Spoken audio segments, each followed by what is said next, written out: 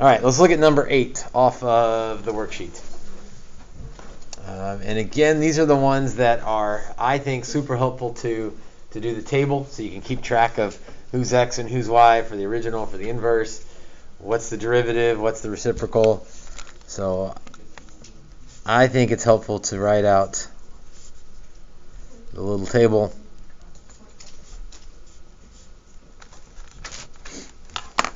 And what we're headed for, what we want, is the derivative of the inverse at -3. But I don't have an equation for the inverse, so that I could just take the derivative and plug in -3. That would be the easier, straightforward way to go. Instead, I've got to back up to the original function, also back up to figure out what x was here, find that derivative, and then flip it over to get my answer. So with all that as sort of our roadmap, let's start. So if -3 is the x value for the inverse, that means it's the y value for the original, which means I can plug in -3 for y in order to solve for x. So let's cube both sides. -27 equals 3x minus 5. Add 5 to both sides. And divide by 3. Oh, that's a lovely answer we got there. -22/3. But now we have the two corresponding points. We could fill in that x. The x for the original is the y for the inverse, but I don't really need that. But if I wanted to fill out the table, I could. So now I've got the 2 points that correspond. They're x and y switch. And I also know that their derivatives correspond, but their derivatives are reciprocals. So now if I can find the derivative of f, I can flip it over to find the derivative of the inverse at the corresponding point. I don't want to take a derivative of a cube root. I'm not even sure I could take a derivative of a cube root. I'm going to change that to a power. So that's not calculus yet, that's algebra. But it's algebra so that I can do calculus. So power rule, 1/3 comes down front. 3x minus 5. Decrease the power by 1, that would get us -2/3. And chain rule, derivative of 3x minus 5 is times 3.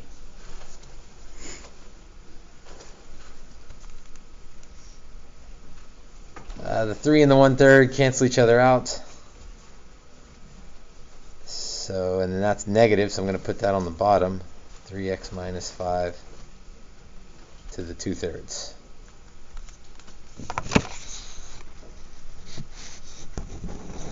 Alright, so now I have an expression for f prime, but I want to find f prime at this particular point. It's kind of an ugly point, but let's see what happens. So f prime at -22/3.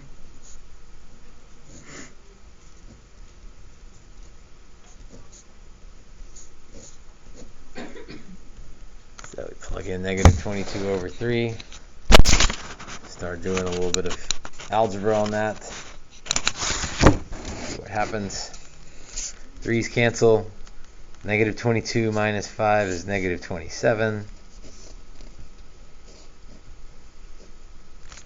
To the 2/3. Well, the bottom number is the root. The top number is the power.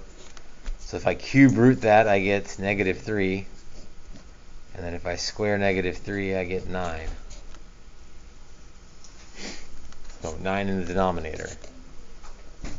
So back to our table up here. What we just found was the derivative of the original at this point is 1/9, which means the derivative of the inverse at the corresponding point is the reciprocal, which is 9.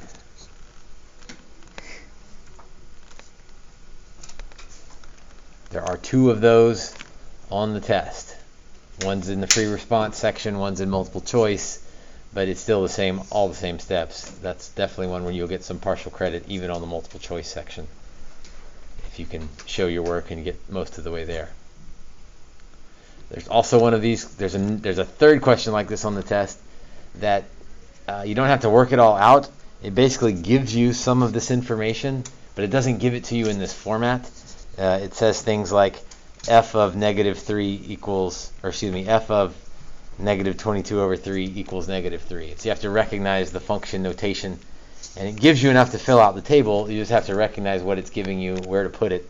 And so that question shouldn't take long, because you don't have to do much algebra, but you do have to recognize what's being given and then understand, the relationship between inverse points, reciprocals, and so on.